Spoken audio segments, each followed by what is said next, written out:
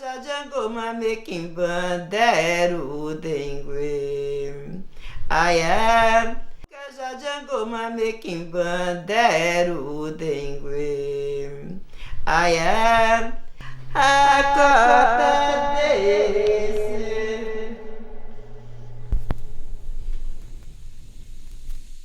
Zazi não anda de apongo Deus. Zazi não anda de apongo Deus.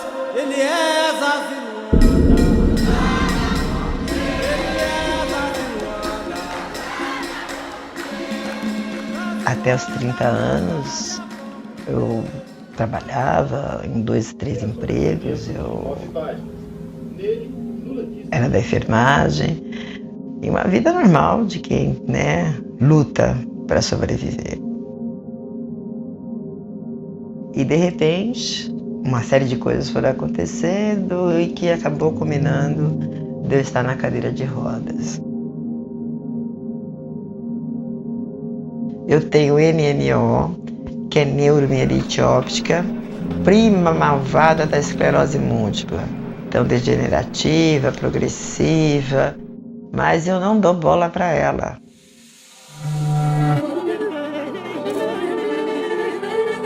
Com a deficiência, eu vou dizer que foi só mais um detalhe na minha vida, né?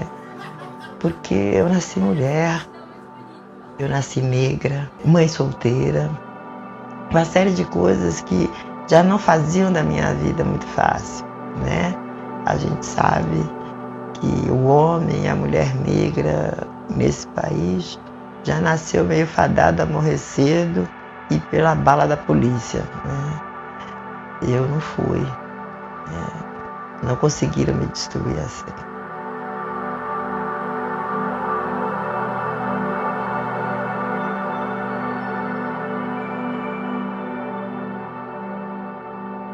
E aí vivo criando um mundo para o meu filho também ter as oportunidades que ele precisa. Porque ele é um homem, ele tem 24 anos e ele está na estatística de maiores mortes, né, do país.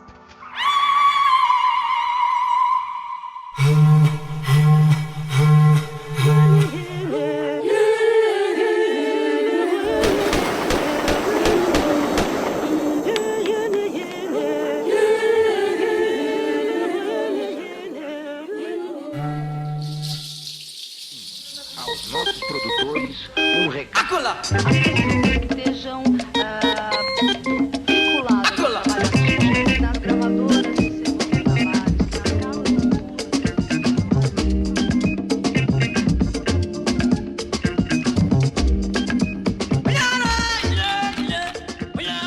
Em nenhum momento eu imaginei estar fazendo história. Estive no Teatro Municipal, uma mulher negra, eu não estava lá servindo café, eu não estava varrendo o chão, eu estava ali como atriz, né? Como dançarina. E isso ninguém vai tirar de mim.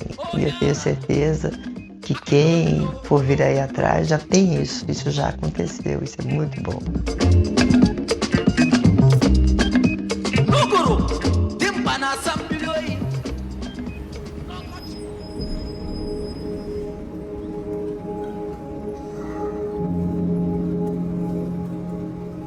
A cadeira em nenhum momento tirou a minha dignidade, tirou a minha feminilidade, não tirou a minha vontade de viver, de conhecer, de aprender.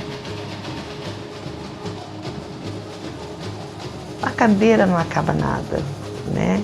Ela não é o fim dela, ela é muito pelo contrário, ela é minha aliada.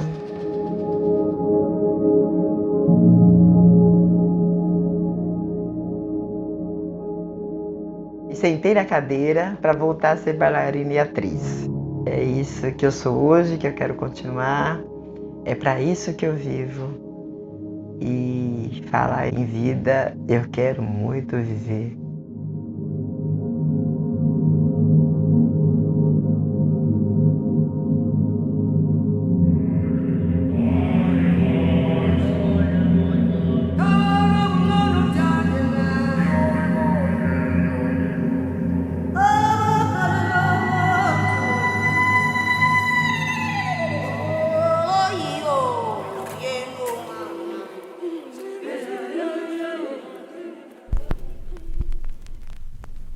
Até porque a médica, quando me falou da doença, me disse, olha, tem uma notícia para te dar, você tem uma doença que é brava. Eu olhei bem para ela e disse, ela não me conhece, brava sou eu.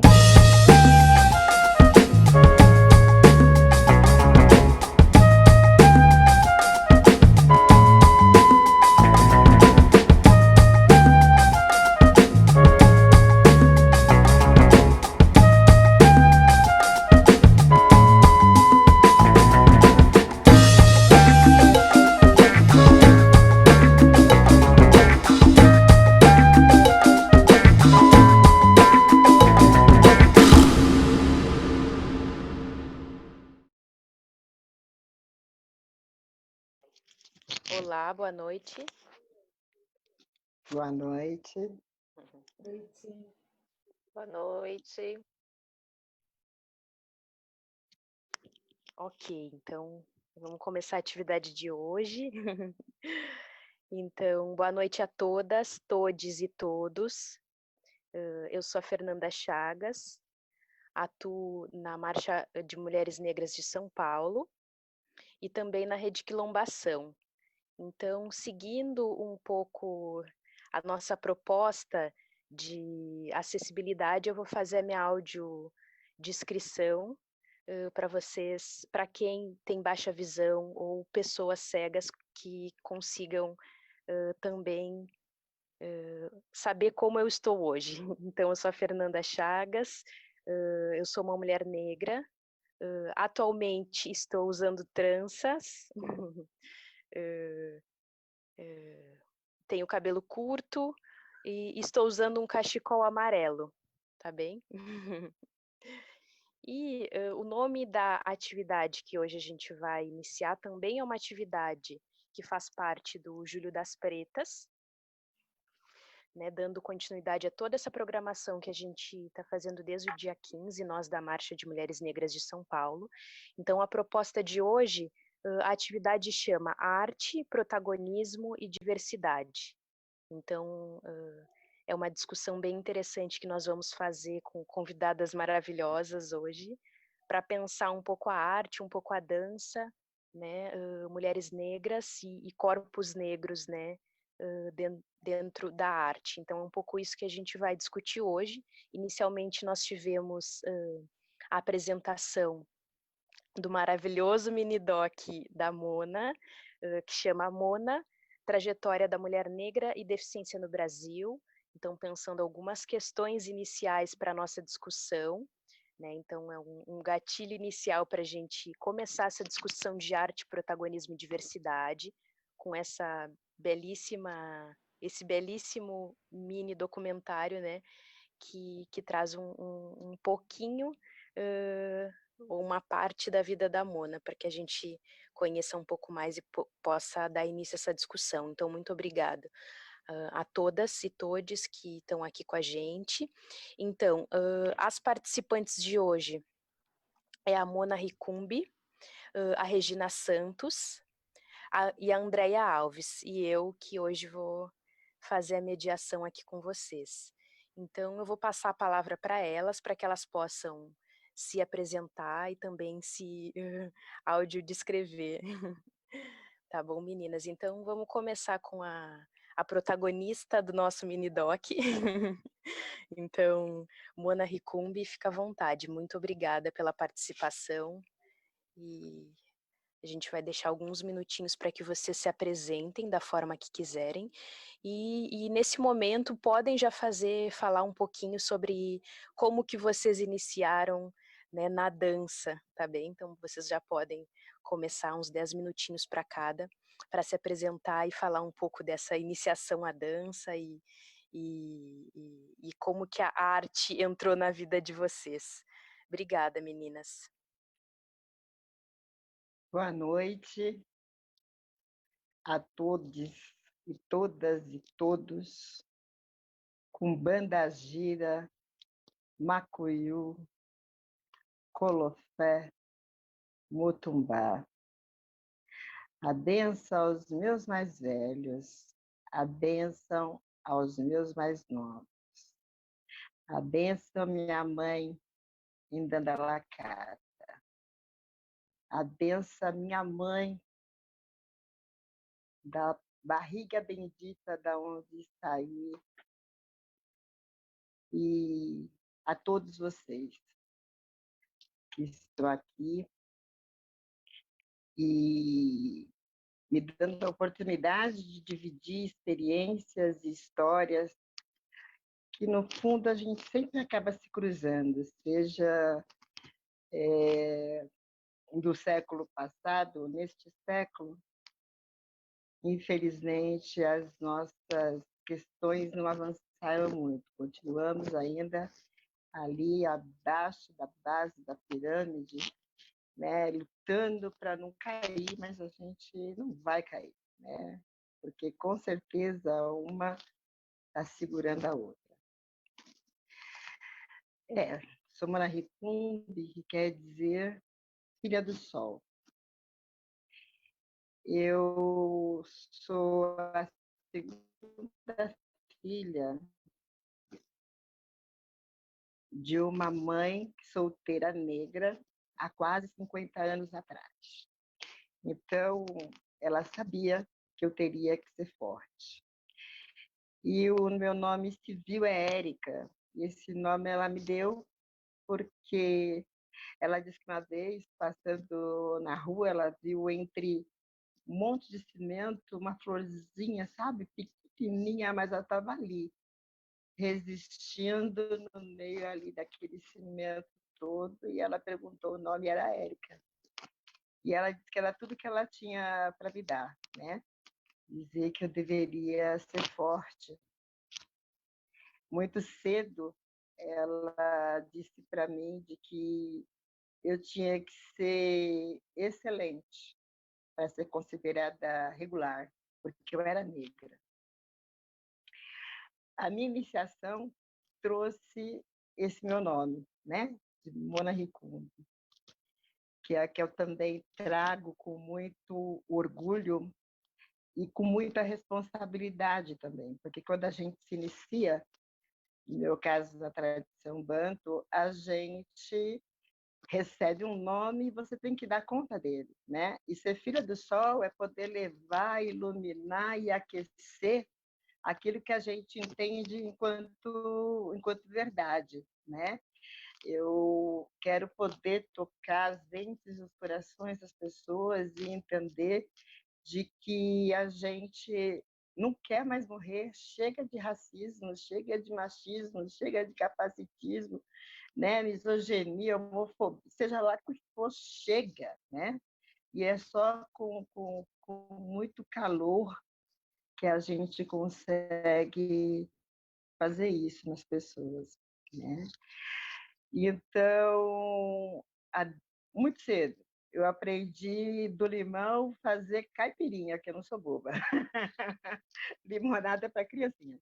E a dança já entrou na minha vida, né? Uma que eu sempre fui oriunda da religiosidade de matriz africana, e a dança, o canto, o corpo, né? A gente reza cantando, a gente, né, brinca dançando, a gente faz tudo, né? O corpo da gente é sagrado, né? A tradição africana entende que tudo é sagrado. O meu corpo, assim como o alimento, assim como o animal, assim como o vegetal, todos são sagrados, todos receberam o sopro, né? Todos nós recebemos, né, o sopro da vida. E aí, logo cedo, eu já me encaminhei. A única coisa, eu sempre fui periférica, sempre morei na periferia. E, na minha época, né, o único lugar que a gente tinha para ir era a biblioteca. Hoje, né, as pessoas não frequentam mais, né?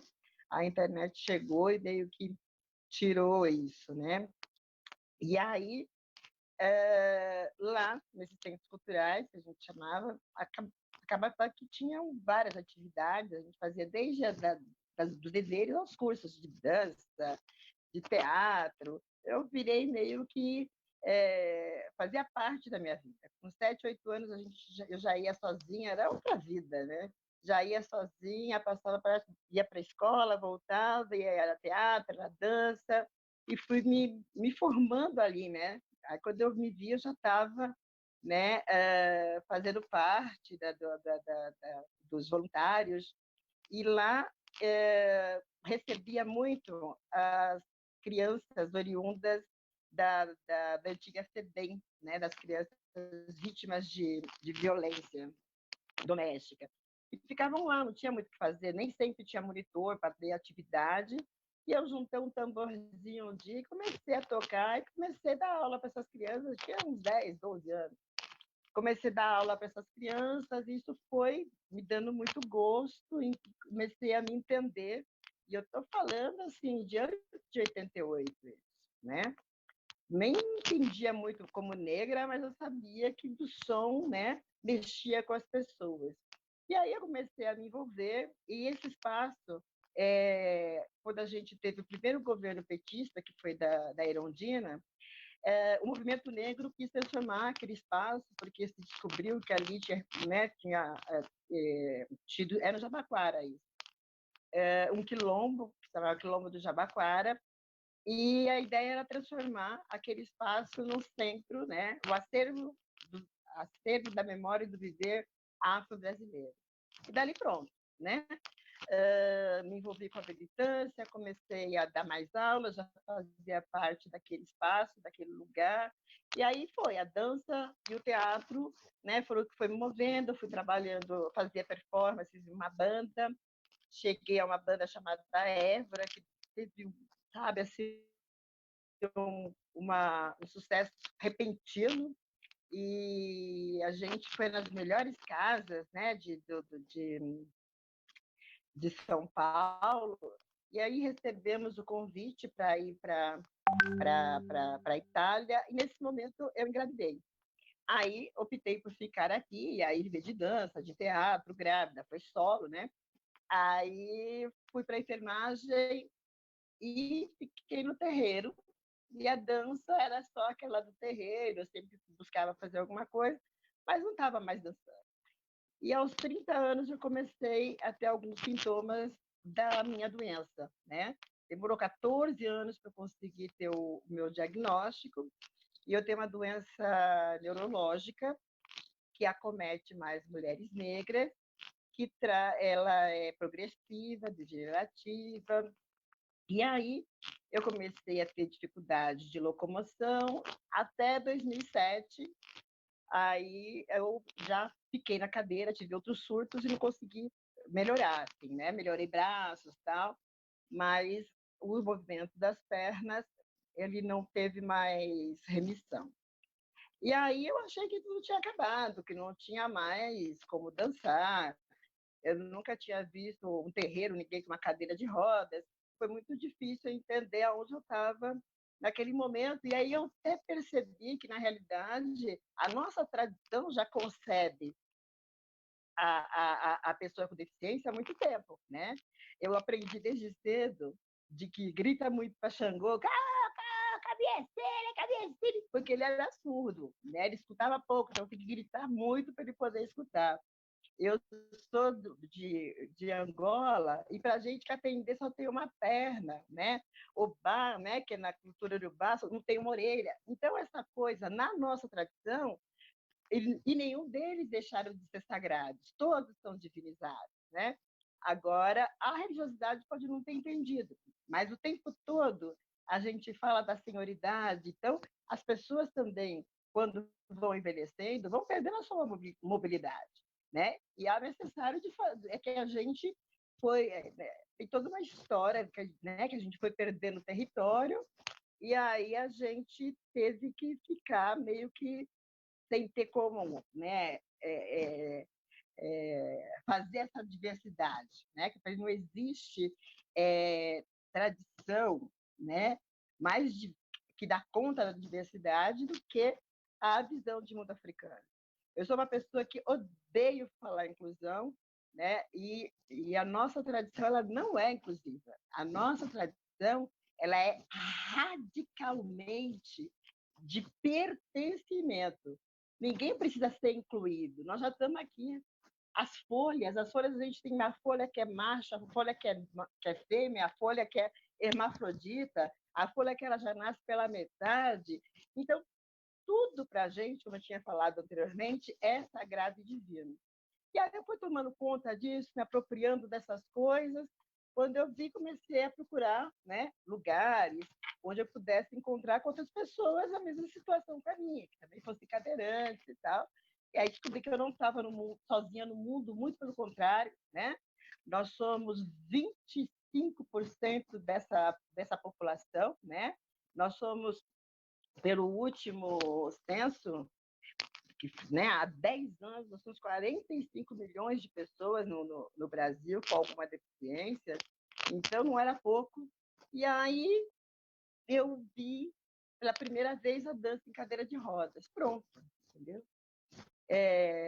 Dança, a vida, né, me fez sentar na cadeira para que eu voltasse a dançar de novo, né, ao ponto de ir ter me apresentado no Teatro Municipal em 2017.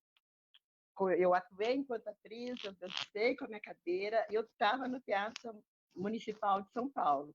Eu estava lá, não estava servindo café, eu não estava limpando o chão, não, eu era atriz, eu era bailarina.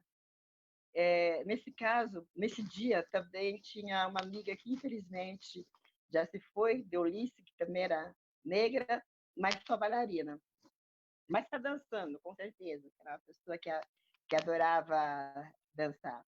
E então, daí, né, em 2018, na instituição, na associação onde fazia parte, tinham várias pessoas, né, que iam lá visitar. Um dos visitantes foi Luca Messer, uma pessoa que gostou de me ver. Ele entrou na aula de teatro, meio que se emocionou, né, com uma apresentação que a gente estava fazendo, em sala mesmo, e aí ele pediu se podia contar a minha história. Eu achei bem estranho, porque em associações assim, todo mundo tem uma história, né, de superação. Mas tudo bem, vamos fazer. Então, em 2018, foi feito esse documentário que vocês viram agora, e que ele é, né, uma porta para a gente poder discutir, né, para várias coisas, né? Desde a arte, né? Entender a arte de que qualquer manifestação do corpo é dança, né? De que uma mulher com deficiência e negra, e mãe, ela tem as mesmas preocupações de toda mãe periférica, de ter um filho que pode a qualquer momento ser morto pela polícia, porque se mata mais negros, né? Jovens do que em países em guerra, né? E abre para dizer também de que a vida é bela, de que é bom viver, né? E eu já usei muito do meu tempo, mas então é isso, assim, ele abriu daí para lá, daí para cá, né? Desse documentário para cá, eu já fiz muitas apresentações, eu já tenho várias performances das quais eu participei, tem algumas que já estão disponíveis aí também no YouTube, e estou aí espalhando essa história, espalhando essa vontade, a necessidade de que não precisamos de inclusão, nós temos pertencimento, e que a gente tem que dar conta do que é diverso, né? E a diversidade não é nada mais do que tudo para todos. Muito obrigada, Mona, para abrir os nossos trabalhos já com essa riqueza de narrativa, né? Muito obrigada mesmo por compartilhar a tua história de vida e de dança, e de dança e de vida e tudo isso. Então, Obrigada, dando continuidade, eu vou pedir para as meninas também se apresentarem. Vou pedir, pode ser Regina, para a Regina fazer uma apresentação. Então, mais ou menos 10 minutos para falar um pouco, né, se apresentar e também comentar um pouco, né, dessa iniciação na dança, né, dessa descoberta da dança. Como é que aconteceu isso para ti, tá bem, Regina? Fica à vontade. Boa noite, Fernanda. Boa noite a todos. Boa noite. Querida, está fazendo a Libras. Boa noite, Mona, querida, Andréia.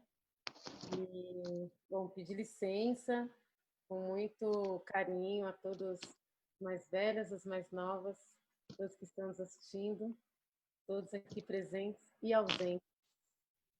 E é bem emocionante, né, ver o documentário, ouvir você relatando, Mona, e uma emoção que ela começa quando eu recebi o convite, né, para vir. Primeiro porque eu sempre falo, quando as pessoas me convidam para algum trabalho, eu falo, bom, primeiro, receber um convite sempre costuma ser bom. Então, eu sou uma pessoa que eu honro muitos convites, assim, né? Primeira coisa, sempre agradecer a pessoa ter convidado, né? Acho que o convite é uma coisa que a gente precisa... É uma sociedade que precisa agradecer mais, né? E convite é uma coisa tão gostosa, né? Alguém te convidar para algo. Então, eu já agradeço isso. Minha história com a dança, fiquei pensando, né? Quando você falou como que a dança, né, começou na sua vida e iniciação. Eu gosto de contar que a dança começou antes mesmo de eu nascer, de eu ser gerada. Quando eu ainda estava sendo gestada lá no útero da minha mãe e mais para frente no aparelho reprodutor do meu pai, né? Porque achei tão bonito uma vez falar isso, né? A gente fica muito tempo no útero da mãe, mas a gente mora 72 horas no corpo do pai. Né? Então, honrar esses homens também, né? É muito interessante, assim, porque o meu pai e a minha mãe, eles se conheceram num baile, né? Meu pai, ele era metalúrgico, né? Os dois em Minas Gerais. Meu pai em BH, onde ele nasceu, e a minha mãe nasceu na roça, perto de Ponte Nova, né? Nem ela lembra o nome, assim, da fazenda, né? Ela nasceu nessa fazenda, onde meu avô trabalhava, metade que ele produzia era dele, metade do dono da fazenda, isso ainda nos anos 40, né? Início dos anos 40. E aí a minha mãe vai virar babá aos 9 anos, de babá arrumadeira, de arrumadeira empregada doméstica, esse processo, e vai morar em BH em determinado momento, né, já jovem. E aí ela só podia ir para o baile aos sábados, né? Ela ia na matinê, voltava, né? E aí de sábado ela começou a poder ir, ela toda certinha assim. E aí ela ia, e nisso meu pai tirou ela para dançar numa noite. E aí eles começaram a se encontrar sempre no baile. Meu pai não sabia onde ela morava, claro, né? Não levava ela embora para casa. E essa história acabou se desenrolando num relacionamento. Foi o primeiro namorado da minha mãe. E aí o namoro todo, com suas controvérsias todas, por 7 anos. Meu pai, no final do namoro, vem para São Paulo, né? Fica numa pensão ali na Penha. Minha mãe consegue emprego, vem para São Paulo, passa a morar aqui em São Paulo, ali perto de Pinheiros, onde ela trabalhava. Né? Então, ela era uma empregada doméstica que morava na casa que ela trabalhava. E aí eles continuaram esse relacionamento até conseguir comprar casa, esse processo, né? Comprar uma casinha, construir o banheiro, que a casa não tinha, né? E essa vida, e casar, né? E aí eles casaram em 1970. E eu nasci 7 anos depois dessa união, né? Sou a segunda e caçula última filha dessa relação. Então, eu comecei a dançar em casa, né? Meus pais colocavam de Cro, Bezerra da Silva, Clara Nunes. As primeiras coisas que eu lembro que eu dançava era isso. Tanto que eu falo que a primeira música que eu gosto de falar que eu danço é a música que meu pai cantava para eu sambar, que era a música, né, Zé Aragão, que a Beth Carvalho faz, Ô Coisinha Tão Bonitinha do Pai. Tanto que na passagem dele, eu até arranjei briga com a família, coisas que acontecem, família, né, gente?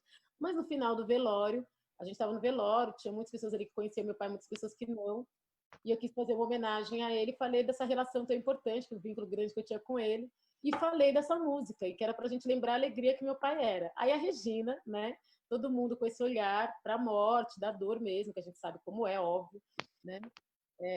Das nossas religiões judaico-cristãs e tal, com todo o seu respeito, mas eu trouxe uma coisa que eu já vivenciei em outros velórios de pessoas, né? De reverenciar com tambor, com um canto, com uma poesia, né? E aí eu falei dessa história toda, contei uma história linda, né? Desses dois, né? Homem e mulher preta, todo esse processo, né? Dos dois se encontrarem, passarem uma vida juntos e pá. E no final eu falei isso, que isso era um vínculo meu com meu pai, e cantei essa música. A minha tia parou de falar com a gente. Dentre outros motivos por isso, tipo, como no velório a pessoa cantou um samba, né? Eu falei, bom, ainda bem que ela não foi no velório da Dona Ivone Lara, da Bete Carvalho, do Cartola, né, gente? Porque, e aí, né? Mas foi isso, né? Cantei com toda uma reverência um samba. E ele, fora do contexto, com esse olhar, para algumas pessoas causou um como assim, né? E eu cantei bem emocionada e tal, e nessa reverência mesmo, assim, né? Então eu digo que a dança chegou na minha vida desde sempre, né? Porque ela já vem desse processo. E a minha mãe narrou já comigo adulta, assim, eu comecei, entrei para um grupo artístico depois da faculdade vindo para cá, que esse era um dos sonhos dela, né? Se ela pudesse ter estudado, ido para a escola, tudo, né? Que ela não pôde fazer tudo isso.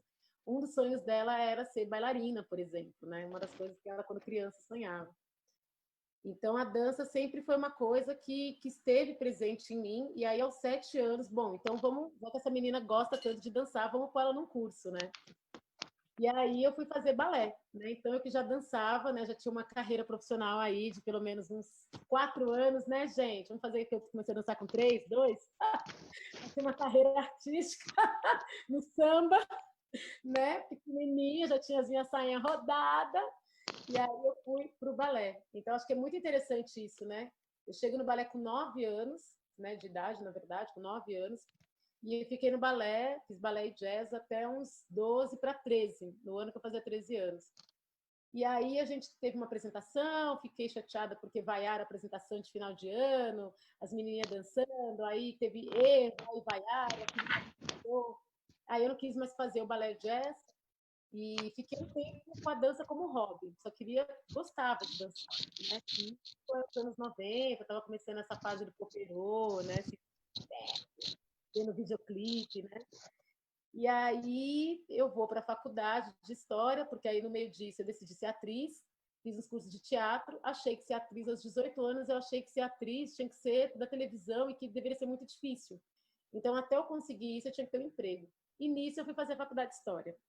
Né? Então, eu desisti, fui desistindo, assim, né? De ser dançarina, depois eu desisti de ser atriz, por causa do que eu tinha como recursos, né? Eu só via TV aberta, é importante a nova geração saber disso, o que a gente tinha nos anos 90, né? Nos anos 90, só os 6, 7 canais da TV aberta, né?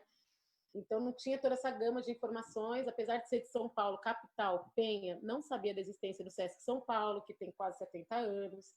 Então, entender esse mundo globalizado é muito, né? O mundo é muito grande, né? E eu acho que a Mona traz uma coisa que é verdade, né? Não é incluir, já estamos todos aí, né? É olhar para a gente porque a gente já está aí. E esse mundo que não tem smartphone, tem gente que não tem luz elétrica e está vivendo em outro contexto. Só precisa ter a água dele, o ar dele, né? Então, nesse processo, a dança vai voltar para a minha vida profissionalmente no final da faculdade, porque ela se tornou um hobby. Aí eu fiz anos de dança do ventre, a faculdade toda fiz dança do ventre, fiz espetáculo de dança do ventre. E aí, no finalzinho da faculdade, o maracatu entra na minha vida, né? Estava fazendo Unicamp, e o maracatu chegou num momento assim que foi avassalador, porque eu tinha feito iniciação científica, então eu tinha feito o segundo nascimento de mulher negra, de entender como a sociedade me via, porque eu sofri o racismo, mas eu não tinha uma consciência, né, transparente e nítida de que isso era racismo, né? Eu percebia, sentia várias coisas. A minha família não era uma família que trazia algo muito politizado, elaborado, apesar de ter a consciência do racismo, né? Então, eu fui entendendo esse lugar da mulher negra na sociedade brasileira, por causa da faculdade, de estudar, né, de pensar esse campo das ideias. E ali eu entendi aquilo e eu queria uma linguagem para falar com as mulheres negras que não chegavam na universidade. Porque quando eu percebi isso, eu percebi que quem chegava na universidade eram pessoas mais da classe média e branca.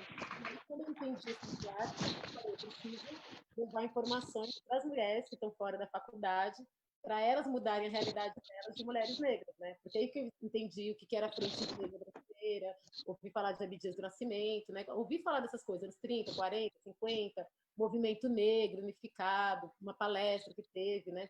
Então você começa, né? E aí você começa a entender esse lugar. Só que aí eu passei por esse processo, porque aí o maracatu chegou, eu entrei para o maracatu na Casa de Cultura Tainã, e ali abriu-se um portal. Aí o relaxamento deu lugar ao dread, né? Eu comecei a vivenciar mais próximo da Umbanda, né? Apesar de ter tido uma formação que passou pela Igreja Católica, depois eu me tornei evangélica toda a adolescência, No final da adolescência, para ir para a faculdade, eu mudei, estava aberta para, né, novas possibilidades, e aí comecei a entrar nesse outro processo de espiritualidade, de me aproximar mais do candomblé, mais da umbanda, né? E, consequentemente, desse universo que são as danças de matrizes africanas.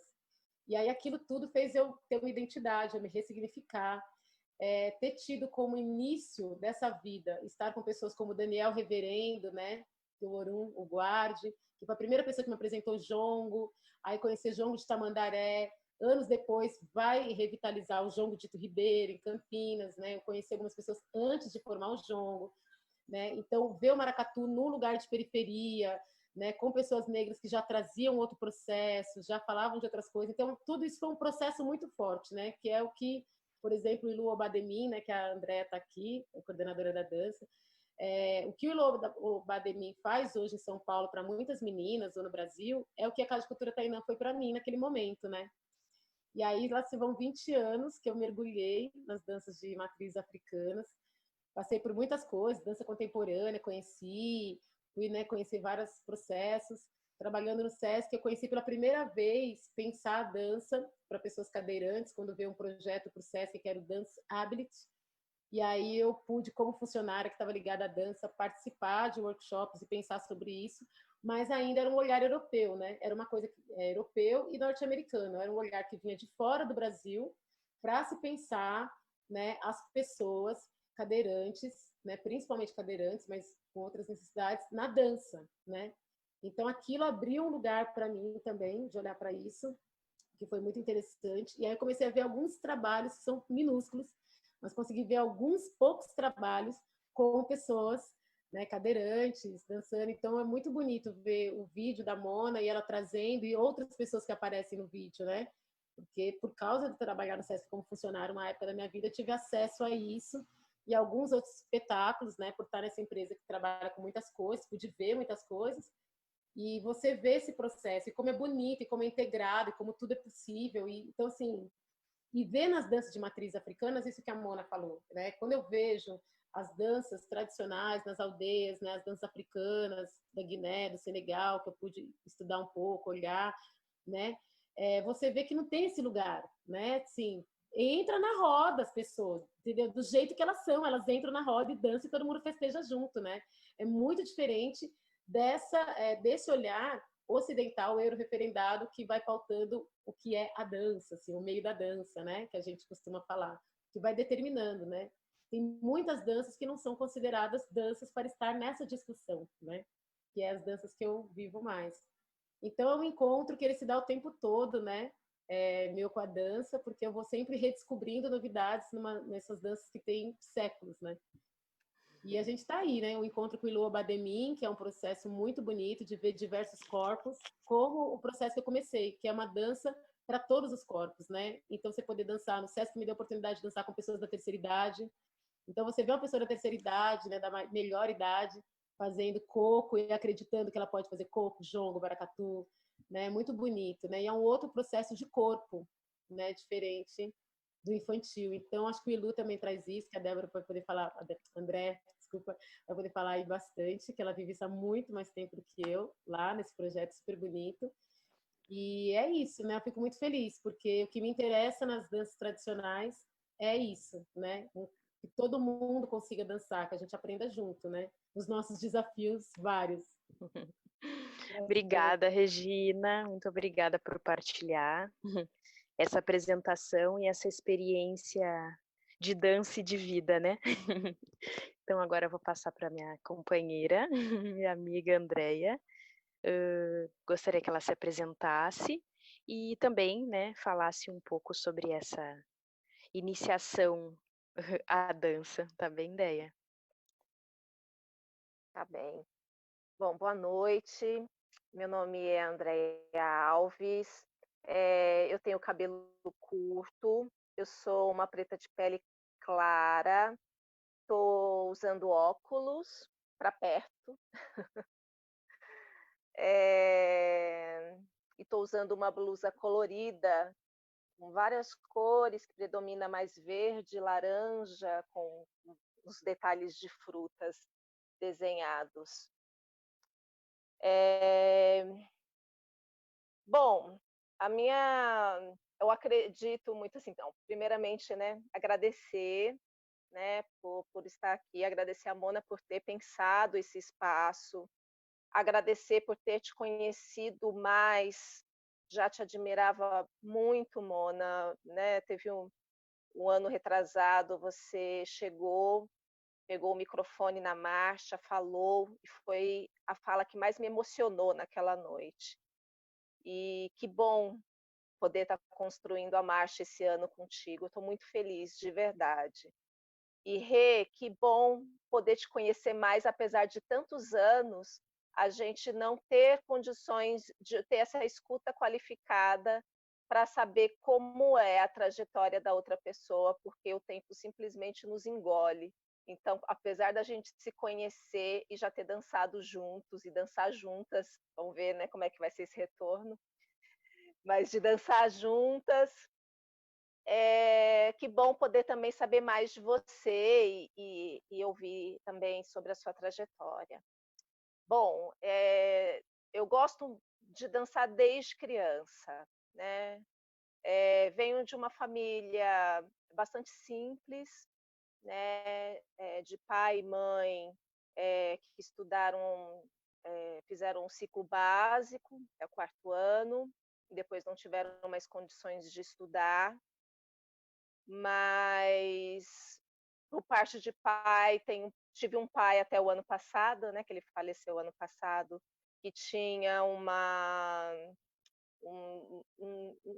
talento, né, nato para música, e que gostava muito de música, e que aprendeu a tocar violão sozinho. E tinha um tio também, por parte da minha mãe, que gostava também muito de músicas e festas. Né? Então foi nessa casa que eu ouvi pela primeira vez samba, que eu ouvi Bezerra da Silva e aprendi a cantar todo esse repertório, né? Então era nessas festas que eu me jogava e eu me lembro de um destaque, né, de adultos admirando, porque eu me jogava muito mesmo, eu dançava, era muito prazeroso, eu adorava dançar e me jogava ali nessas festas. Também como criança, também tive uma vizinha que se chamava Noêmia. E a Noêmia, ela também fazia as melhores festas. E aí foi a primeira vez que eu ficava em festas a noite inteira, que as festas dela eram de noite toda, né? Então, e aí ela gostava principalmente de forró. Então, também ouvia muito forró e também me jogava aí no meio daqueles arrastapés, as crianças correndo. E aí essa foi a minha infância. E aí não tive, assim, nenhum, nenhum incentivo ou, sei lá, uma vontade que me fizesse de fato ir fazer alguma aula. Acho que nem passava isso absolutamente pela minha cabeça. Enfim, não fui fazer aula, né, de nada em relação a isso. Ia para a escola, vinha para casa, tive uma infância assim. Na adolescência, né, aí já saindo, conhecendo outras pessoas, eu fui para lá dentro da USP, foi quando eu conheci a Kelly, que dava aula de dança afro lá no espaço, que eu nem sei se tem ainda hoje, eu acho que tem, chamado Espaço Senzala. E aí era o Pinguim dava capoeira e a Kelly dava aula de dança afro. Então, lá eu comecei a fazer aula com a Kelly, mas você vê, né? Às vezes a gente demora a botar um pouco de fé, né, nas coisas, né, que a gente sabe fazer e quer fazer. E aí a gente acaba tratando tudo muito como um hobby, né? A Regina falou sobre isso. E fui vivenciando isso de uma maneira muito com medo de me conectar. E aí depois, mais tarde, que eu vou descobrir esse enorme medo de admitir que queria dançar, né? Então, o Iluobá, quando o Ilu aparece, e eu começo no Ilu em 2005, foi muito importante porque o Ilu, ele proporciona de maneira democrática, né? Porque você não precisa, não é uma audição, né?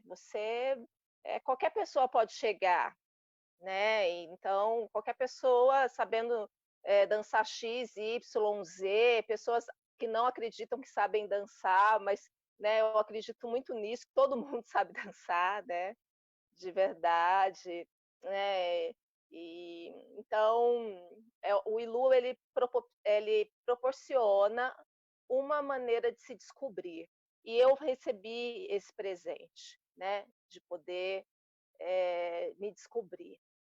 Depois eu alguns cursos, e assim como a Rê também passei por algumas danças que são chamadas de contemporânea, fiz um pouco de método Feldenkrais, contato com improvisação, e aí fui experimentando também essas coisas de maneira muito solta, e depois fiz uma pós-graduação em dança e consciência corporal, que foi o que me encorajou a dar aula, porque foi lá que eu consegui sintetizar o meu conhecimento e conseguir olhar para ele, porque até então eu também achava que não podia.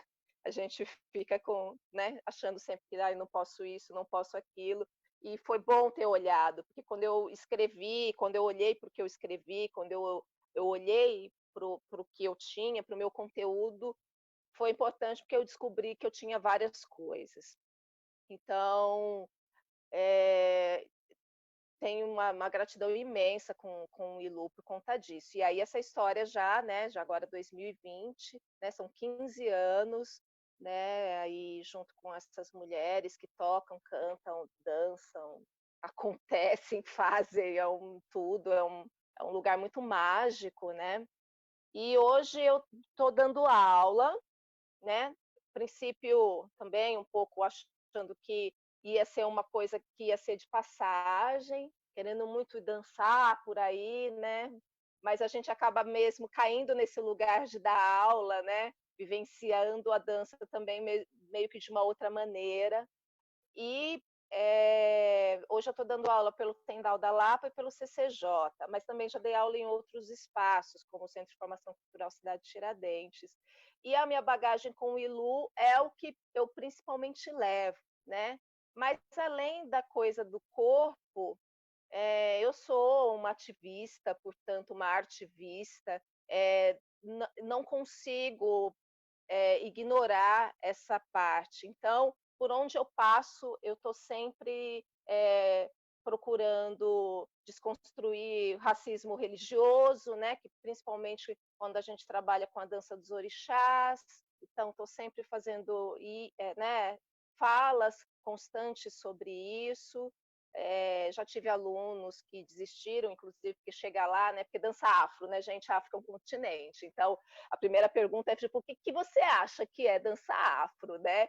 E aí as pessoas vêm com uma coisa muito engessada, que está dentro de uma caixinha, né? E aí eu sempre trago essa coisa de que, gente, a África é um continente, então imagina, Brasil, que é um país que tem uma grande diversidade, e tenho certeza que a gente não conhece tudo que tem de dança nesse país, imagina dentro de um continente, né? Então, dança afro, nossa, você vai encontrar diversas professoras. Você vai dançar com a Regina, vai ser de um jeito, comigo é outro, e com outras tantas professoras são outras bagagens, né? Porque, enfim, se trata de um continente. E trabalho com essa bagagem do Ilu, principalmente, então, que é a dança dos orixás. E gosto muito de fazer essa conexão da pessoa contemporaneizar, né, esses itãs e conectar de alguma maneira. Então, eu gosto de falar de Ossan e a gente dançar para Ossan, mas eu também gosto de trazer assuntos de cuidado e autocuidado, de resgate de histórias familiares, né? De indústria farmacêutica, são muitos assuntos que já surgiram, por exemplo, dançando para o SAM, e eu percebo o quanto que essas conversas, né, e essas práticas inclusive de macerar folha, de tomar um chá, de fazer um chá, de trocar receita, são alimento também para a dança, para as nossas danças. Então, procuro trabalhar a ideia de aula como um lugar de oportunidade de trocas constantes, né? E assim por diante. Gosto de falar de Oxóssi. Oxóssi aparece muito a condição da mulher negra, né, que cuida da família, que provém, que traz o alimento, que cuida, né, do seu entorno. Gosto muito de trazer isso e é impressionante como as danças elas acabam brotando daquilo que a pessoa normalmente já né, é intrínseco, né? Boto a maior fé de que a gente carrega nossas heranças ancestrais e elas estão aí na nossa pele, inclusive, né? Então, tem muito de transbordar o que já tem. Então, poder experimentar a possibilidade de criar esse espaço, de criar esse ambiente para que outras coisas apareçam e que a gente possa fazer trocas verdadeiras, é de uma conexão verdadeira, assim, muito forte. Então, eu tenho gostado muito de dar aula, né? E aí, veja bem, né? A gente está dando aula esse ano desde fevereiro, recebi 0 dinheiros, eu fazendo denúncia no meio do negócio. E que tenho repensado, inclusive, gente, trabalhando de graça para a prefeitura, né? E aí pensando, acho que precisa arrumar uma outra coisa, mas é um comprometimento, né? Que a gente tem com a sala, com um aluno, com a aluna, com aquela pessoa que bota fé naquele espaço, inclusive como espaço de cura. Está sendo um desafio agora as aulas são online, né? Então está sendo um baita desafio, né? E a princípio tinham disponibilizado só o Facebook, e aí o Facebook, sala de aula, assim, dentro do Facebook, você vê, o aluno te vê, mas você não vê o aluno. Eu falei, gente, não é possível dar aula dessa maneira, né? Então, tenho dado aula nessas plataformas mesmo mais fechadinhas, que realmente não tem visibilidade, que é pequenininho mesmo, mas que eu acredito que seja de uma forma mais responsável nesse momento, né? De dar aula à distância. E tenho projetos, aí tem um projeto de dançar mais coletivamente o ano que vem, né? Mas a gente está aí vivendo esse atual momento, né? Então vamos ver. E quem sabe, né, Mona, Regina, se a gente vai dançar juntas em algum momento, né? Vamos, Fernanda, Mona, Regina e eu. Pronto, já é uma companhia, fechou. Obrigada. Me inclua nisso. Temos um projeto, já temos uma missão, já leva nós. Que maravilha, né, menina? É muita história boa junta, né? Bom, mulheres negras movimentam o mundo, né? Oi, olá, querido. Então, a gente foi fazer uma live e a gente decidiu criar um projeto. Não é? Que ótimo. Na paralisia, né? Eu falava, vocês acham que a gente está aqui jogando conversa fora? Não, estamos aqui com um projeto para dominar o mundo. Exatamente. Nada é por acaso, né? A gente sabe disso. E as palavras têm poder, então vamos firmar, né? Firmado. Polenum, Alácia. Na terça-feira. Ai, meninas, que delícia. Muito delícia esse momento com vocês. Nossa, como passou rápido, né, gente? Nossa, muito, assim, foi incrível a gente partilhar dessa apresentação, né, que já entrou nesse lugar de falar um pouco dessa trajetória e é muito bacana, porque flui. E aí foi muito bom, muito obrigada mesmo. E agora, para a gente pensar uma finalização, né, gostaria que vocês falassem um pouco. Eu me sinto muito provocada quando eu levantei a mão, eu fiz assim, porque mesmo eu sendo uma pessoa que fica envergonhada, eu também dancei por muito tempo na minha vida, então eu fiquei com muita vontade de participar dessa discussão por isso, assim, né, de tentar a todo momento fazer com que a dança volte para a minha vida, né? Que ela de fato nunca saiu, de repente, né? A gente tem as nossas pausas, mas, né? A gente quer muito que o nosso corpo volte a se movimentar, né? Mas se não Então, movimentar também tem isso. jeito. Vamos falar, já temos um projeto com 4 encontros. Foram 3 Olha, Pronto. arrasamos. Que agora sim, gente, tem que pensar para frente. A vida é Mas, agora. exato, já resolver, né? Empreendedorismo, estamos aqui para resolver. Então, para finalizar, é um Maravilha. pouco isso, meninas. Gostaria muito que vocês fechassem, né, essa nossa conversa.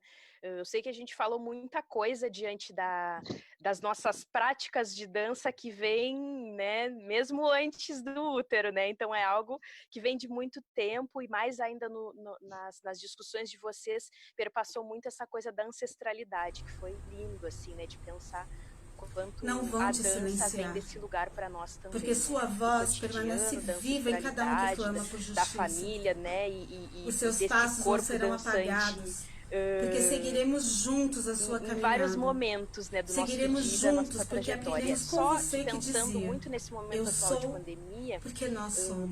já finalizando, A sua né, história o não espaço será daquele Rodrigo, esquecida, espaço porque é fluxo, semente. pensar É só para semente que problematizar germina e pouco frutifica em cada um de a nós. profissão, Olá a né, todos, a os artistas todas, enquanto a profissão, né, porque a todos. gente tem Para quem não me muito conhece, essas sou Aira, questões que professora e nos perpassam arquiteta de aqui da cidade de prazer, Santo né, e que André, é algo que de passando fato para nos que a gente move possa muito, memorizar mas a essa gente data, sabe que memoriar essa viver de data, arte, que viver seria de o aniversário de dança, Marielle Franco.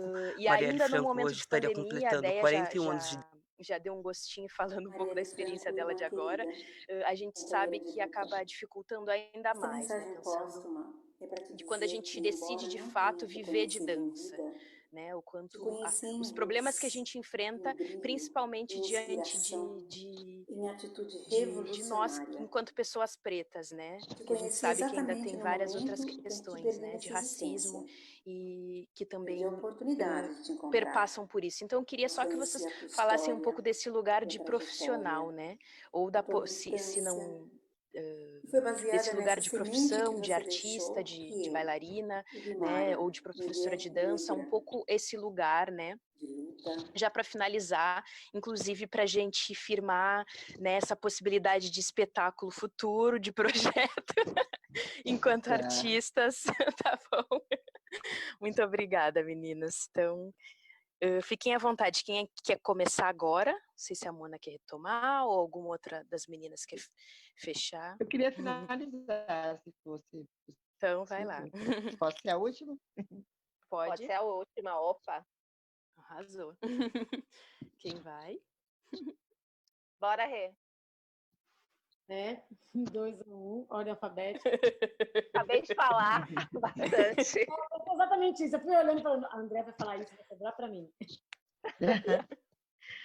Vou primeiro fazer a descrição de mim que eu não fiz. Eu sou uma mulher negra, de cabelo crespo, garfado para cima, com as laterais e a nuca raspada.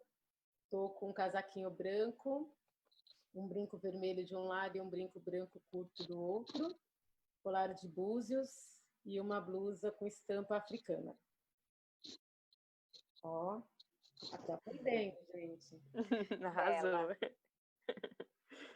E, bom, é bem importante isso que você trouxe, né, Fernanda? Porque a questão é bem essa, né? Quando pergunta assim como a dança chegou na nossa vida, a gente fala de um lugar que é meio isso, né? É um chamado, uma missão, é uma energia, uma coisa que nos move, né? De alguma forma.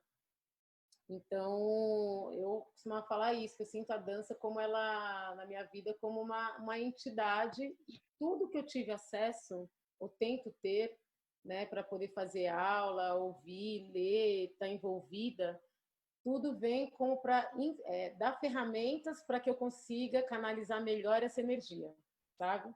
Eu tenho a sensação de que é isso, né?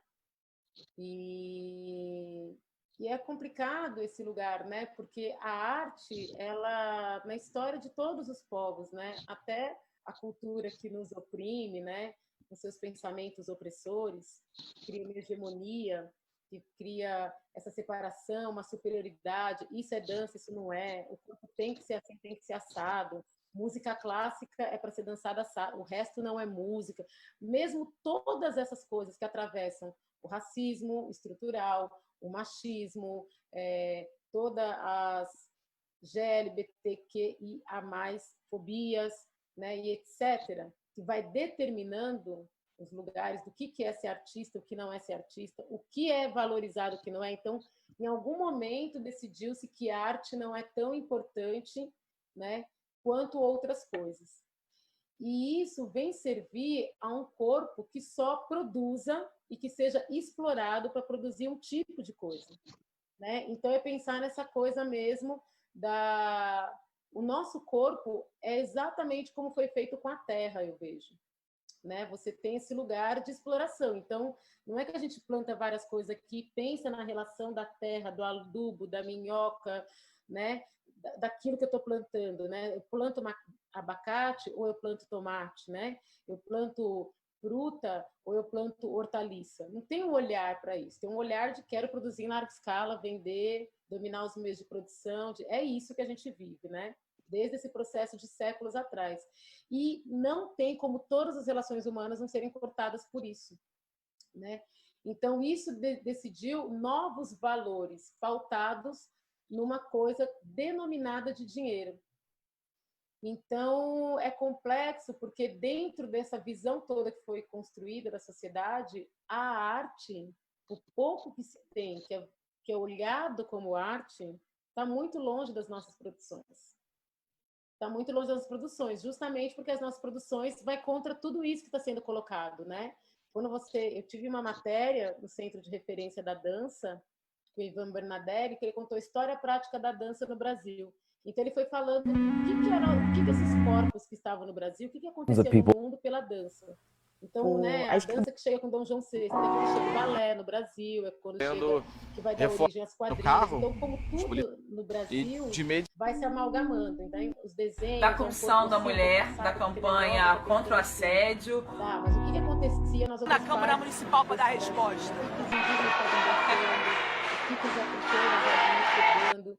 Com 46.500. Nada! É assim que será o mandato.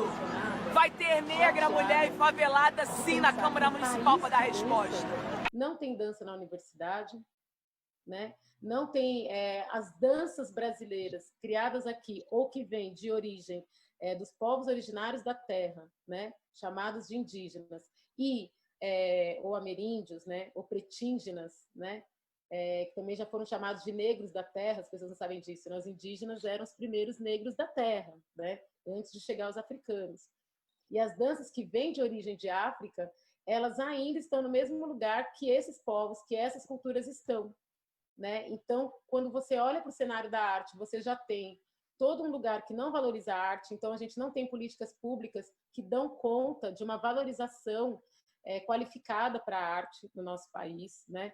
Você vê os poucos grupos que conseguem resistir, ou artistas que conseguem resistir, se degladiando para um modelo que é um fomento a isso, que é um edital aquilo, que é uma bolsa não sei o quê. Então, assim, a gente aqui, né, quem se conhece, eu também conheci a Mona agora na organização da marcha, né, das mulheres negras, conheço um pouco mais a Andréa, pela nossa experiência no Lobá, mas o que você vê aí, abre assim, edital para isso, a gente se degladiando, mandando pelo WhatsApp, todo mundo tenta abrir o outro.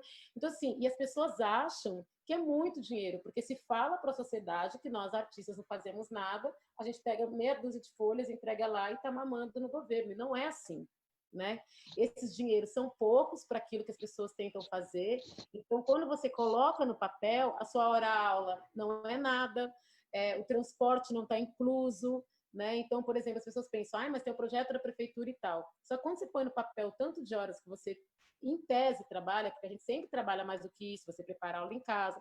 Então, assim como na educação, esse professor que vai ter valorizado a sua hora-aula, mas ele faz muita coisa, né? Toda essa relação que a Andréa trouxe, que você tem com o aluno, Então, quando a gente trabalha com essas danças marginalizadas, é isso, você tem que ter toda uma bagagem, toda uma sustentação para lidar com as pessoas. A gente está mexendo com coisas muito profundas, a gente está mexendo com ancestralidade, a gente está tocando essas pessoas. As pessoas chegam para fazer aula comigo e contam coisas como: nossa, eu vim fazer aula de dança afro, de danças brasileiras ou de dança africana, porque na minha família tem várias pessoas negras e eu estou começando a entender a parte negra da minha família agora, porque era escondido, porque não era falado.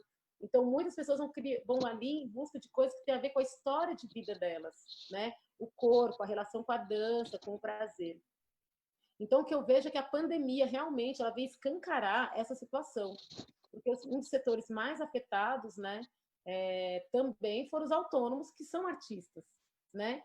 Só que é isso, além de sermos artistas, né, a gente está na classe trabalhadora, que é a classe mais desvalorizada. É muito interessante, né? Quando você fala classe trabalhadora, a gente pensa nas pessoas que fazem serviços pesados, que são serviços da antiga, né, escravidão, né, que não é atual, né, gente? A gente não vive, tá? Tem outros nomes hoje. Mas isso é desse processo de desvalorização, né? Então, as trabalhadoras domésticas, as lavadeiras, as faxineiras, os seguranças, né? O comércio informal, né? E diversos outros trabalhos. A arte entra nesse lugar, nesse aspecto de não ter uma valorização enquanto produção, né? Não é visto como uma produção. E as pessoas estão produzindo o tempo todo. E quanto mais recorte tem, então é mulher, é negra, é pobre, né? Além dos desafios que essa pessoa já vai ter para ter recursos, como materializar as ideias que ela tem, dela se ver como artista. Então, eu trabalhei anos no vocacional, trabalhei 3 anos no vocacional, trabalhei 2 anos na Fábrica de Cultura, e eu fui a primeira professora de danças brasileiras do projeto Fábrica de Cultura. Quando eu cheguei na Fábrica de Cultura, o Fábrica de Cultura já tinha quase 10 anos. Então, assim, né? Como assim? Já existiam as fábricas, e aí você tinha danças urbanas e as professoras que davam aula, que eram pessoas que tinham uma formação, provavelmente a maioria acadêmica, claro, né? Porque eram pessoas que, a maioria delas já era uma formação acadêmica, conseguiram fazer faculdade de dança e, portanto, tinha uma base de dança contemporânea, de balé, né? Que nada contra, mas isso era a base, assim, né? Dialogar.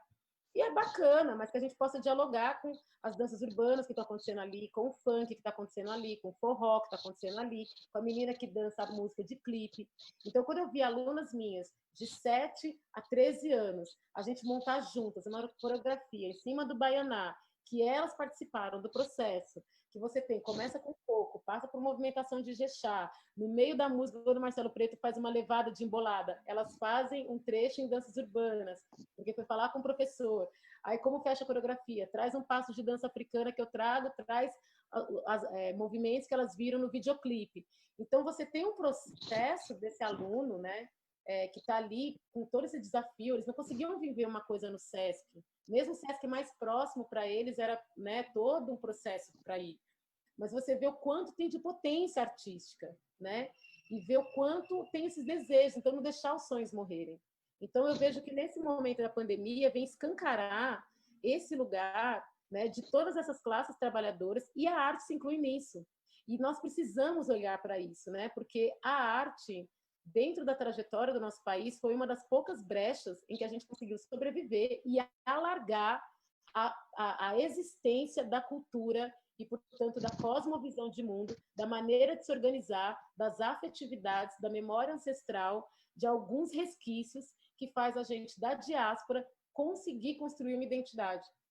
Então, é muito importante. E não porque a gente necessariamente precisa continuar dançando as músicas de matrizes africanas tradicionais, que é o que me interessa também, mas mesmo a produção de artistas negros com outro repertório, o conteúdo fala desse lugar. Eu precisei me entender como pessoa antes de me entender como artista, né? Então, mesmo que seja a bailarina, mesmo que seja... que nem eu ouvi falar da primeira bailarina negra do Municipal do Rio de Janeiro, Teresa Batista, né? Mesmo que ela traga isso, mesmo que o Treme Terra traz coisas contemporâneas, a Companhia Sansa Croma, a Corpórea, é um corpo contemporâneo com o repertório da dita dança contemporânea de formação ocidental, mas são corpos negros falando sobre as mulheres encarceradas. É isso que é o espetáculo Res. Você tem 3 mulheres em cena, né? Super fortes, mulheres negras de cabelo crespo, com suas trajetórias, que, atravessadas por isso, elas trouxeram, como corpo, elas não trouxeram o repertório das danças tradicionais, mas elas trouxeram exatamente um mote que esse corpo atravessado por isso comunica esse lugar que o povo preto vive hoje, que é o encarceramento das mulheres negras. E quando elas levam um espetáculo desse para o Sesc, e você senta, e ali você descobre o estatístico, que 60% das mulheres que estão encarceradas são negras, né? Conforme vai mudando estatísticos, elas trazem uma problemática junto com aquele corpo que não faz um Ijexá, né? Mas que está falando de um lugar de Ogum, de Xangô, de Yansan, né? Então, às vezes, não vai reproduzir a corporalidade, né? Porque não é o que interessa, ou não é o repertório daquele corpo. Às vezes é uma pessoa da dança do ventre, às vezes é um músico que toca flauta transversal, né? Toca trompete, como Miles Davis, sei lá, mas de alguma forma, ela está trazendo a problemática do que ela é atravessada. Não faz um Ijexá, né? Então, mesmo que ela encontre outras linguagens, que ela dance sentada, que ela dance deitada, você vai percebendo isso. Então, às vezes, são essa dança desse momento, né? É esse corpo que se comunica por esse outro processo, né? Que é se movimentar. É um músico, né? Então, assim como o corpo comunica no teatro de outra forma, na engenharia de outra forma. Então, acho que a pandemia é um processo muito grave, precisa olhar para esse lugar da arte, né, de como vai ser. Agora a gente tem a lei, está se cogitando a lei Aldir Blanc, mas é importante, eu acho, fundamental que a nossa sociedade olhe, finalmente comece a olhar de verdade para a arte e para a cultura e para a produção, né, do que a gente tem de cultura brasileira atravessado pelas danças negras ou contemporânea, mas olhar para a arte como um lugar que fomenta a cultura, que fomenta o cidadão e que, portanto, é extremamente importante, né, como qualquer outro lugar de serviço. E assim a gente começa a quebrar com essa visão, né, só de produção. Porque nós, artistas, estamos sofrendo muito em casa com essa questão da produção, se cobrando uma produção, que é muito desafiante para a gente fazer, porque estamos online, como a Andréa disse. Olha, chamei 2 vezes de Débora. Déboras amadas, amo vocês. Então, a gente está em casa tentando trazer essas aulas para o online, né? E isso é bem desafiante para nós, não ter o contato físico, não ter o tambor, não ter a vivência, não ter a convivência, né? Então, é um processo muito diferenciado, né? Eu tenho conseguido dar aula em Zoom, que eu vejo os alunos, mas a maioria das pessoas estão dando aula no Instagram ou no Facebook, como a Andréa disse, que a gente não vê. Então, é um processo muito grande, né? O virtual. E eu tenho essa esperança, porque mulher negra tem esperança, né? De que tem esse olhar maior cada vez mais para a produção artística e que nós, negros, né, principalmente as mulheres que estão aqui com esses trabalhos, né, o trabalho lindo que a Mona traz, que tenham um olhar para essa produção, né, dessas pessoas como artistas, né? Não só o que é arte e o que não é arte, né, mas abarcar todos os tipos de produções artísticas, né?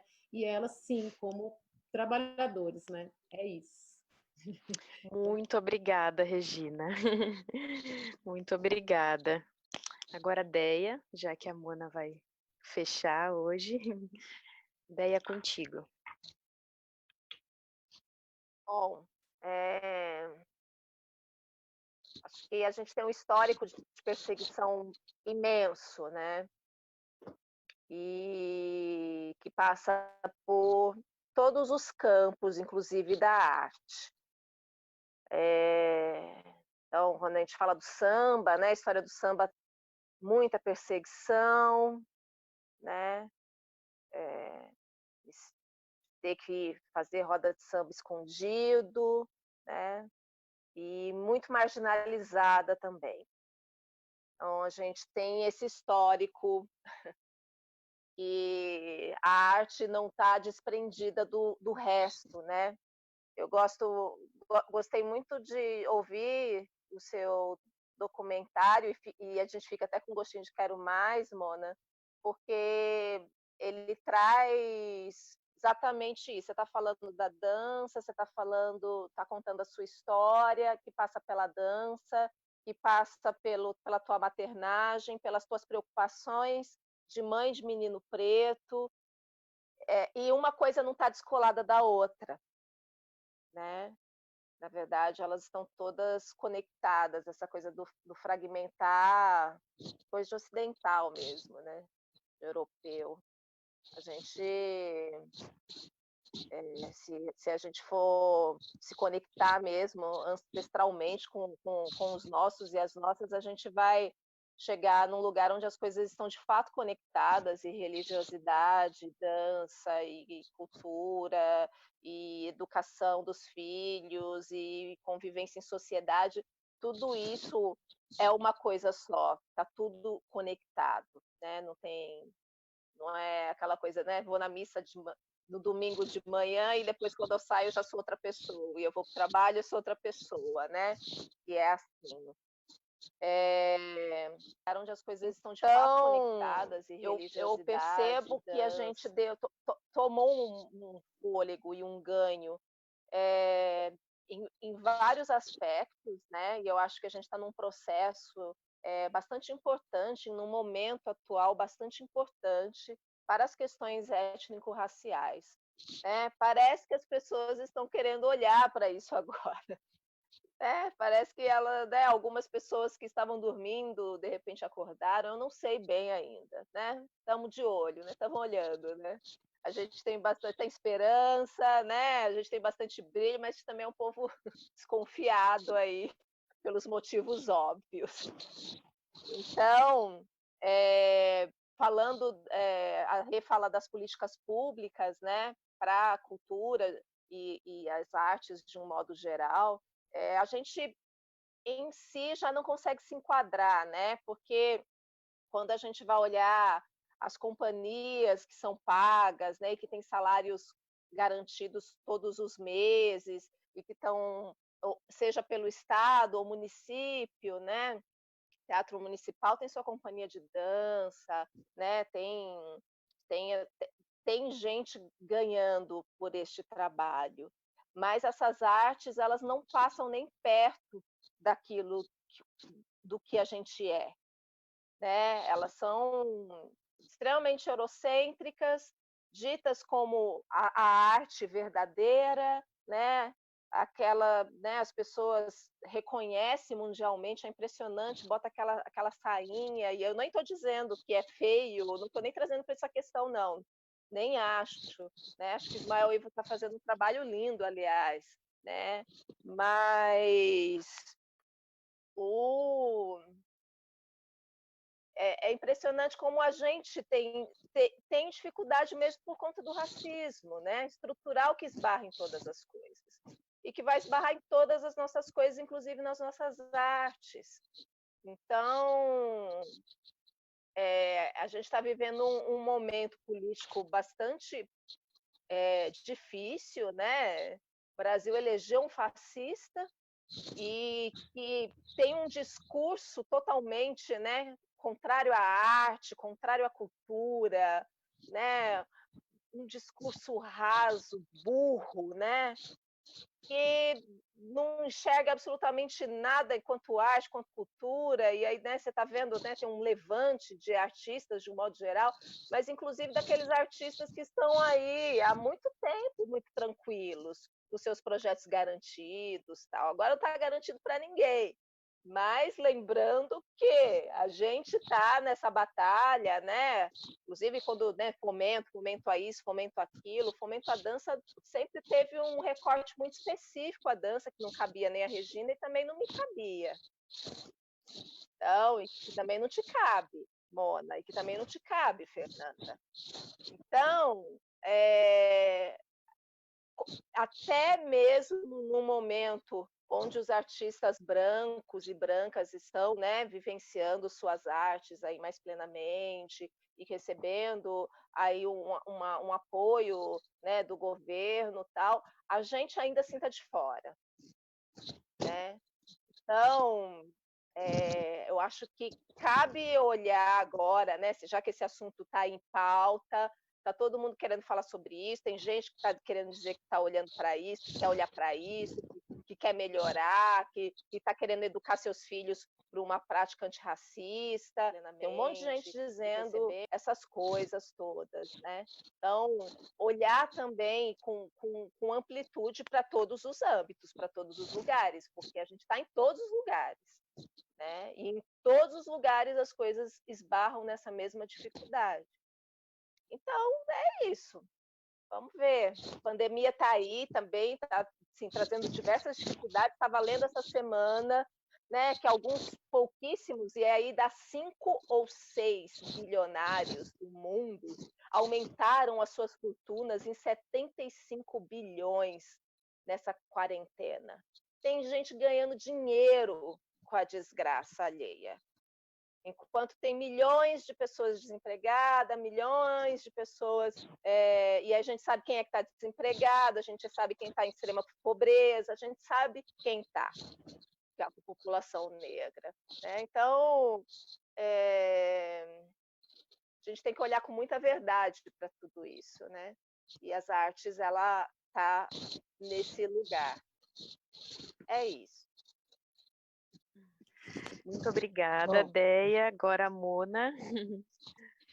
Bom, primeiro eu quero agradecer muito, né, a oportunidade de estar nesse espaço, né? O documentário em si, ele tem 2 anos, ele já foi para fora do país, a gente já recebeu vários prêmios com ele, mas eu não conseguia ainda estar nesse espaço, né? Nesse espaço com o meu povo negro, né? Com as mulheres negras, falando de dança, não a partir do conceito da cadeira, né? As pessoas me chamam para falar de dança, mas a protagonista é a cadeira, e a cadeira não é protagonista da história, né? Eu sou a protagonista dessa história. A minha cadeira tem a mesma função das pernas de qualquer um, né? Eu não vou nem pela religiosidade, a tradição, né?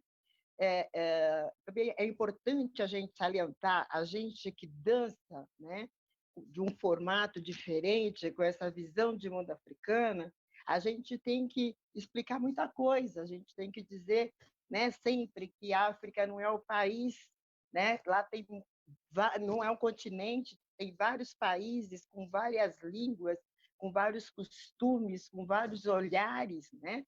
Essa sociedade que está aí, em muitos momentos, ela busca, né, na visão de mundo africana, para resolver suas próprias aflições. O Ubuntu, né, que é uma palavra, né, oriunda do povo banto, é Xhosa, que diz que é Ubuntu, Ubuntu.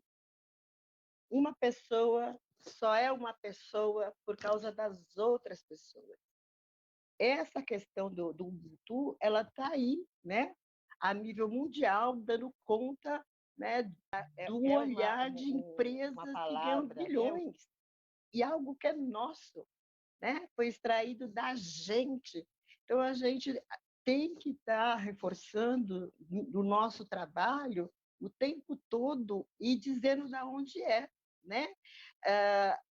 A dança hoje, né, se entende, né, depois que chegou o ability, de que até estar parado você está dançando. E isso tiraram de nós também.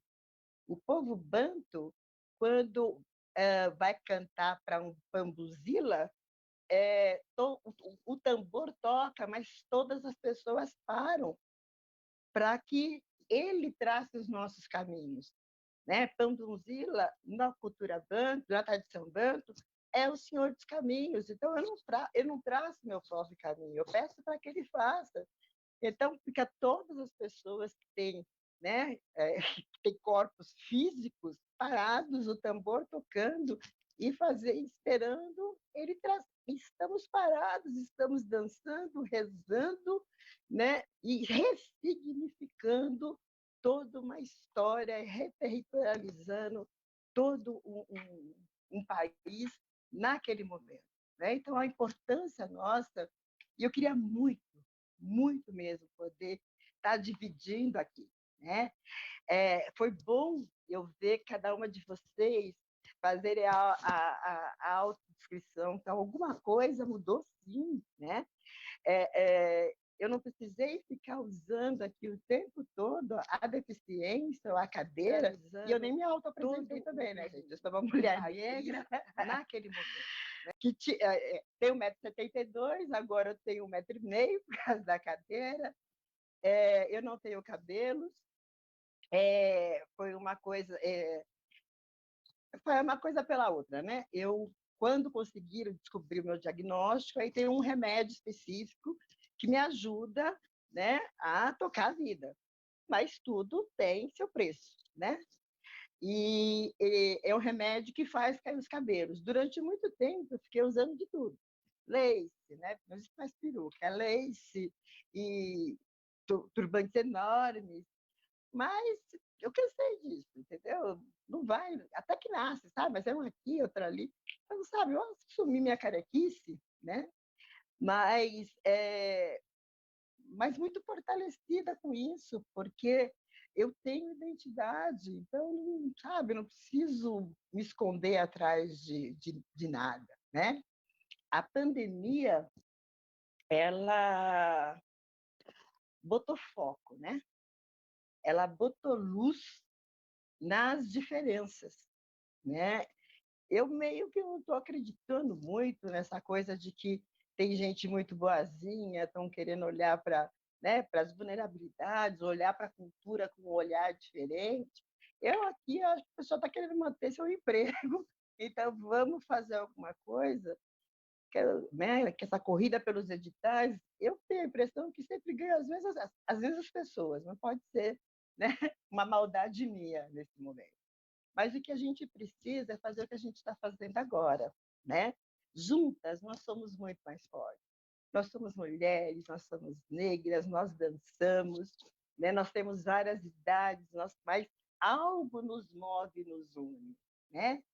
Que sabe, esse tambor que bate dentro da gente, essa euforia que é visceral nossa, né?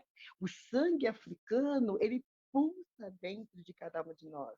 E a gente tem que começar a potencializar isso financeiramente, né? A gente, na cultura, e a gente, preto, muitas vezes demoniza o dinheiro. Parece que quem tem dinheiro, o cara negro que tem dinheiro, ele abandona suas raízes. Não, a gente pode fazer diferente. Quando a gente fala, nossa, a gente não pode ter medo de ter ambição. E olha, a ambição ela é foda, porque se o cara é ambicioso, puta, o cara. Agora, quando fala que é uma mulher ambiciosa, nossa, isso fica, né, num lugar que não é muito confortável. A gente não pode ser gananciosa, mas a gente pode ser ambiciosa sim. Vamos ambicionar e vamos fazer um trabalho coletivo, né? E botar preço nisso, entendeu? A gente fica, né? No meu caso, né? No meu caso, devido à deficiência, as pessoas acham que pelo simples fato de me dar um espaço para eu estar, já está bom. Como se eu não tivesse, né, todo um custo, como todo mundo, para poder chegar até ali. Espaço, também não precisa de espaço, eu preciso de dinheiro também. Coletivo. A gente tem que sentar, né? E quando a gente faz os nossos projetos, a gente falar de dinheiro sem medo, a gente botar preço e botar preço alto, porque a gente vale bastante. Entendeu? A gente acaba sendo a carne mais barata do mercado, porque também a gente acredita nisso, né? Vamos tirar isso, vamos tirar sabe, essa coisa de que dinheiro não foi feito para a gente. Foi sim, nós descendemos de reis, de rainhas, entendeu? É que os nossos princípios e nosso olhar, né, para o ganho, ele não é essa coisa louca que tem que um comer o outro. Muito pelo contrário, não existe pirâmide para a gente, né? A gente vive a circularidade. Então, sempre na roda cabe mais um, e sempre um dia alguém dá e o outro vai estar recebendo.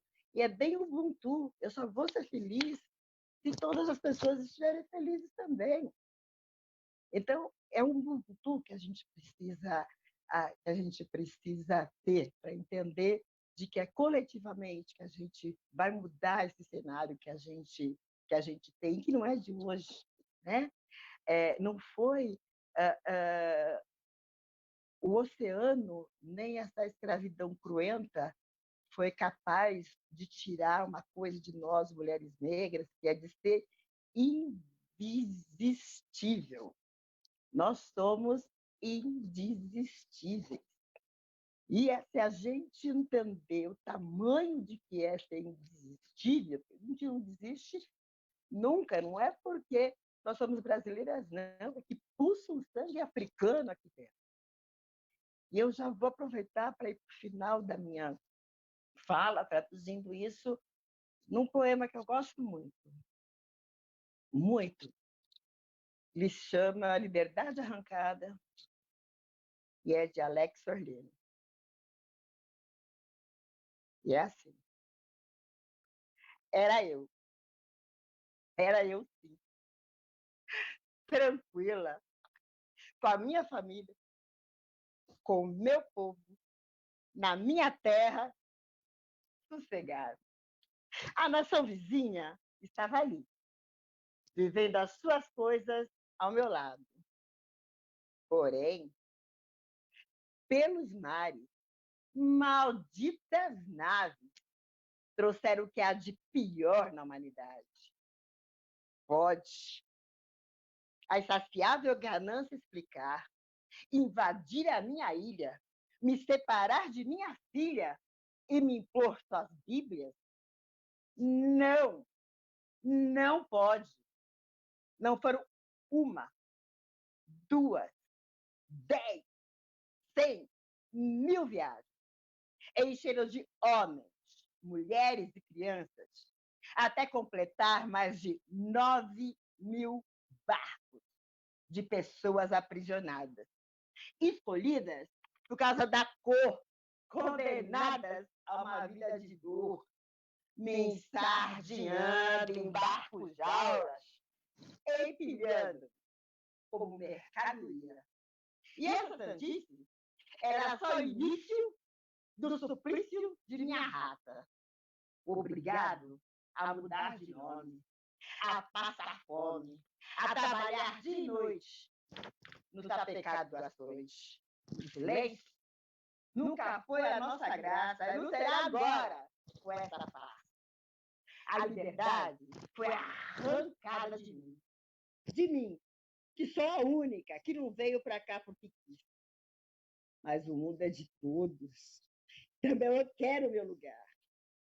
E para jamais esquecer de toda a destruição a nós forçada, na mais repugnante história de maldade, reafirmo parte da identidade quando lembrar da volta da minha liberdade. Preste atenção. Isso não é história. Isso não é passado. Isso não é memória. Isso ainda é fato. Ainda dói aqui. Ainda dói agora. Ainda dói aqui. Ainda dói agora. Boa noite. Isabel Quatro.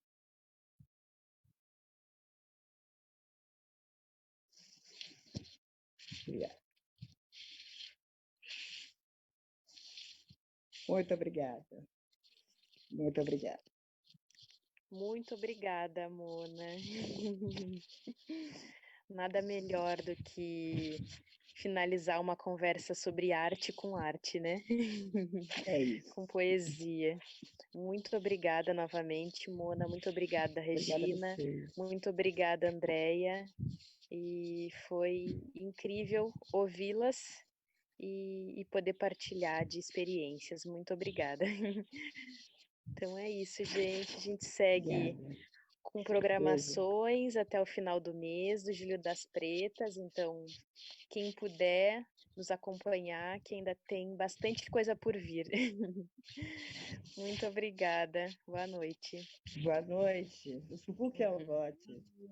Boa noite. Boa noite. E axé, hein, minha gente? Boa noite. Um gozo. Salve todas nós, Ubuntu. Um gozo. Um gozo.